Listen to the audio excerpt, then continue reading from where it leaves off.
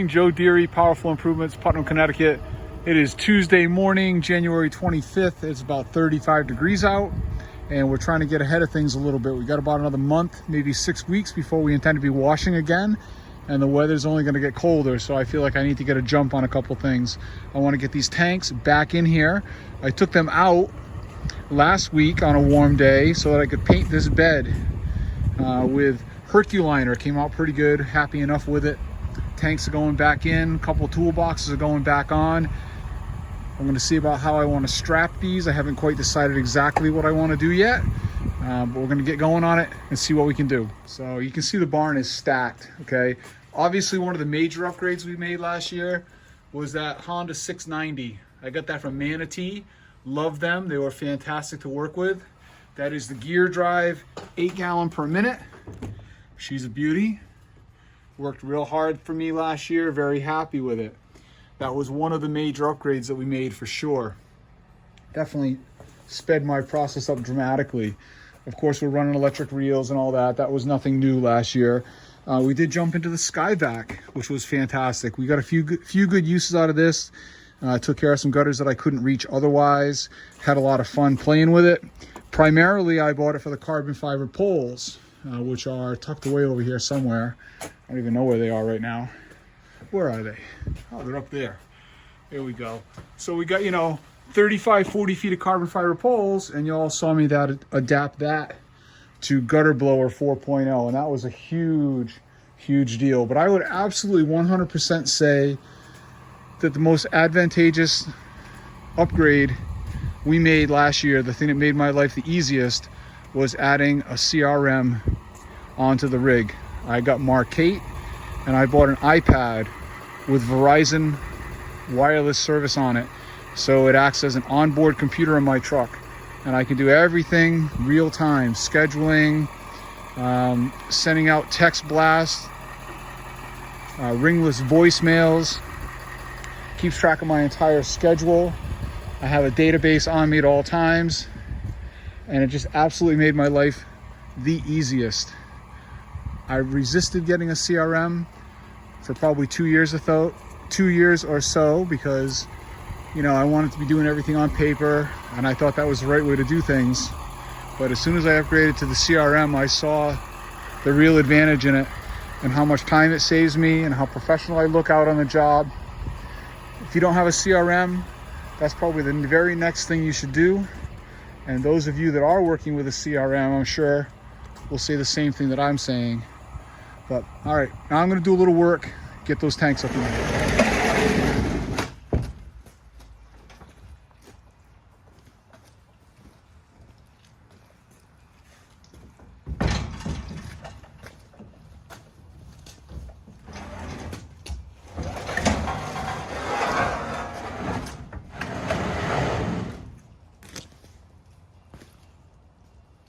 All right, my camera died early on. Sorry about that. It's been charging. I just remembered to go get it. I got all these boxes in place. These are temporarily permanently mounted. I got 2 lag bolts, not lag bolts, but nuts and bolts each drilled through the panels into the decking, bolted on. I'll be adding 2 more each down the road. I got the reels in position. This is going to be the power washing box, pressure washing box. So there's going to be a battery in this box. The pressure washer is going to go right here.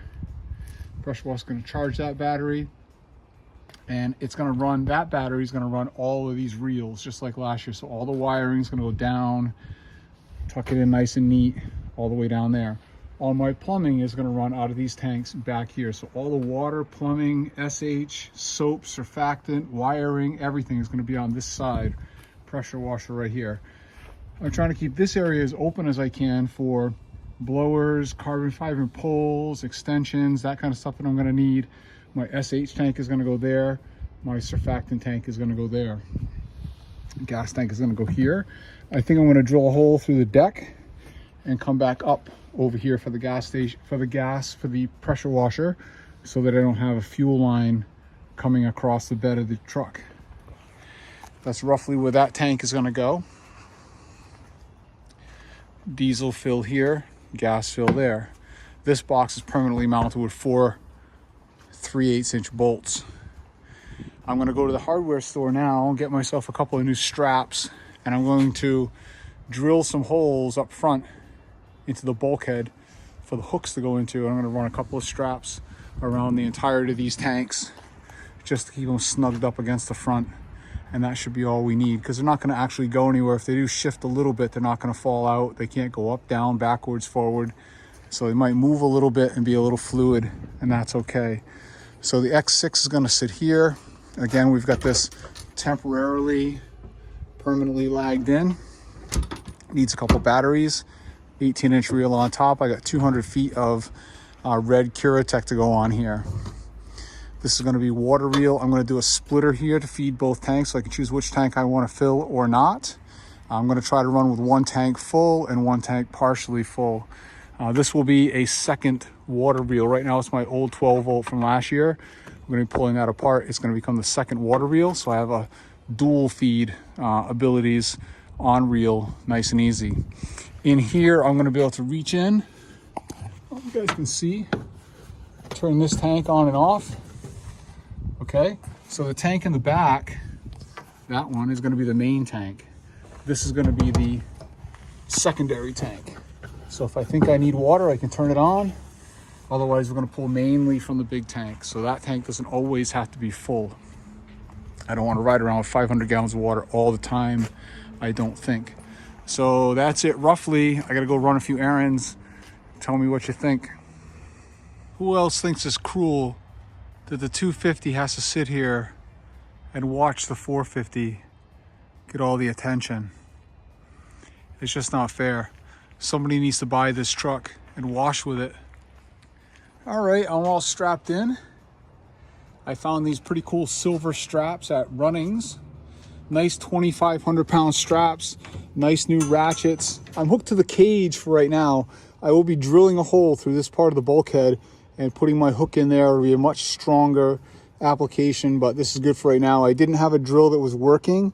I snapped my good metal drill today, so I gotta go buy a new one. This is a good setup for now. Looks okay. That's the union that we have holding the two of them. Same thing on this side. I'm gonna call it done for the day. It's getting dark and cold again. Supposed to have some weather overnight, so I'm probably not gonna get to play with this again for a day or two.